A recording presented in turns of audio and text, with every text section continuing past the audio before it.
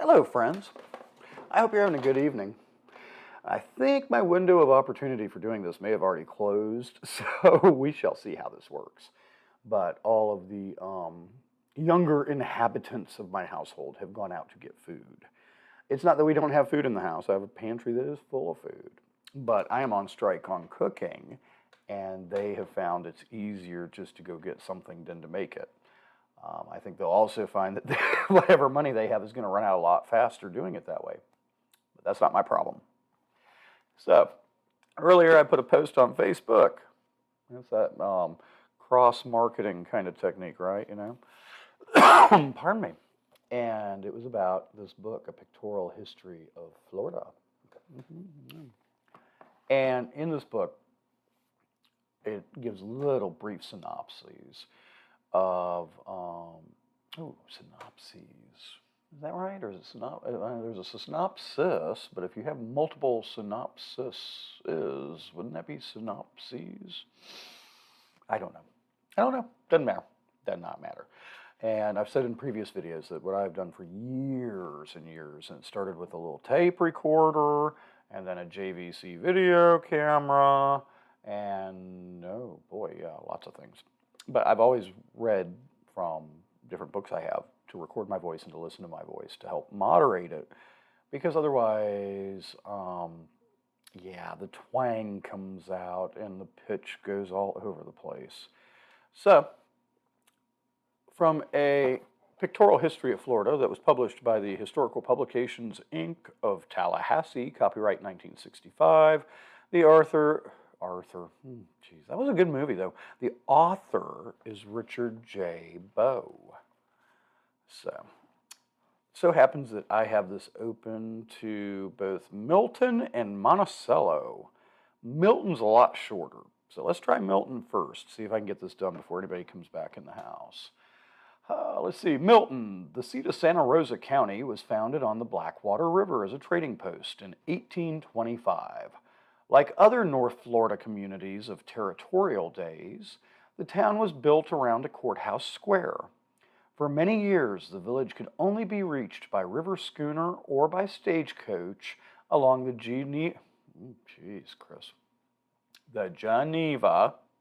that'd be Alabama, by the way, Geneva-Pensacola Road. A correspondent of the Baltimore Sun wrote in 1851, Milton has 3 mills running 99 saws and 3 confectionaries, one known as Shades, where home folk are wont to retire. That is what this says. Where home folk are wont to retire at 11 a.m. to partake of ice juleps. Okay.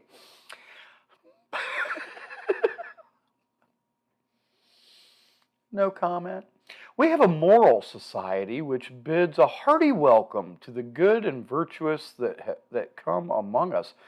Man, I didn't even know Milton was quite that upstanding of a community. I guess it is. I don't know. I know nothing about Milton except for my aunt and uncle lived in Milton decades and decades ago. I don't even think I've ever been to Milton. I don't think. If I have, I definitely don't remember Milton. Which, on some other stories, that would mean it was such a wonderful time that I don't remember, but this would just truly be that it was so not really registering as anything to remember. Anyhow, okay, let's see. We're on ice juleps, moral society. We have a moral society which bids a hearty welcome to the good and virtuous that come among us. But woe to evildoers. Our young ladies are beautiful, our wives lovely. Oh my God, that is really what this says, I promise. Before the Civil War, thousands of bales of cotton and much wool from nearby plantations were brought here by mule teams shipped down the river to Pensacola and across the Gulf to northern points. Santa Rosa County was formed in 1842 from Escambia County and was named for a saint of the Roman Catholic Church. Milton has developed as a supply and shipping point for this region. The area is primarily agricultural, with the timber and naval stores the principal sources of income. Now, there is a video out there, and it's not posted because I really wasn't very happy with it. But in that video, I describe what naval stores are. And if you're not familiar with what naval stores are, or I guess I should say were, it has to do with pitch tar and turpentine, all products and byproducts of slash pine trees, which in North Florida, way before it was tourism, and way after it was cotton, was a huge forestry operation that basically clear-cut the entire panhandle in the end. Because at the time, I mean, it was considered an endless resource. I mean, if you cut down however many square acres or hectares, you just kind of moved on. And in fact, that's what the video was about. That video was about the beach houses in Laguna Beach and a few in Sunnyside, which is all west of Panama City Beach, towards Destin, but before Hollywood Beach, or Inlet Beach. I don't know. They changed the name at some point, and I never do get it right. But anyhow, regardless, the original beach houses in those communities were little railroad cars that were men's dormitories on wheels for the timber companies. And when the timber companies went bankrupt in the late 1920s, even in the mid 1920s really, but when all those timber companies went bankrupt, a number of these dormitory cars, railroad cars, were bought and then moved down to little 25 by 50 lots or 50 by 100 lots in Laguna Beach and in Sunnyside. And I don't know if there's any of them left now. It's been, oh man, I don't even want to guess how many years it's been. But it's at least been 15 years, if not 20 years, since my grandparents had sold their house down there. And then when I was a kid in Sunnyside, it was all family. Everything was family in there. Everybody was related to somebody. And that kind of was a vague way of putting it. Everybody was related to the Dunn family or the Carroll family or some other family, basically based somewhere out of the Wiregrass region of Alabama.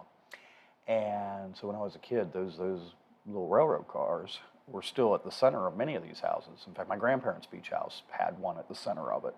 And it was the coolest thing to me as a kid because they basically had built their beach house through weekends of parties in the 50s. And I don't think anything was quite level or square, but it really didn't need to be because that wasn't the point. And in all fairness, Granddaddy, I know you're up there. In all fairness, it probably was very level and square, but as a kid, I just didn't register that way. Yeah. But it was there in the middle. Most of the house was on a slab, but there was a raised portion of it that had 2 rooms in the kitchen, and those 2 rooms in the kitchen were the old dormitory car. So, well, that's a little history of Milton, Florida for you. And hopefully you've learned something maybe you didn't know. I don't know. But I got it done before everybody got back from getting food. And that was my goal.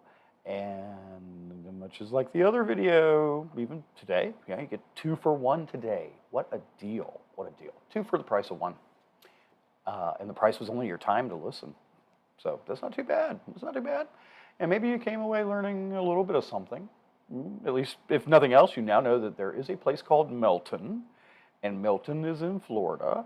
And it's in Santa Rosa County, which is the western panhandle. The next county over is Escambia, which is where Pensacola is. And then you hit Alabama. So, peace, love. Have a good night, everybody.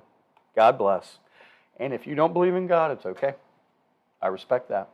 Many blessings to you from whatever source you want them to come from. Doesn't matter to me. Just as long as you get many of them. Have a good night.